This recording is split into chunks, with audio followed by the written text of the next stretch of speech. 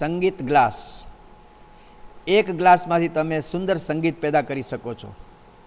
એક ગ્લાસ લ્યો, તેમાં થોડું પાણી ભરો, તમારી એક આંગળીને ભીની કરી રૂમાલ પર સાફ કરી ગ્લાસની ધાર પર ઘસો.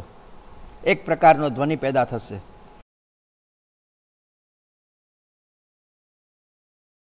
ત્યાર પછી તેમાં થોડું પાણી વધારે ભરી ફરીથી આંગળીને ભીની કરીને ઘસો. ધ્વનિની પીચ ઘટશે અને અલગ પ્રકારનો અવાજ આવશે. હજુ થોડું વધુ પાણી ભરો અને ફરીથી તે જ રીતે ગ્લાસની ધાર પર આંગળી ઘસો. પીચ હજુ વધુ ઘટશે.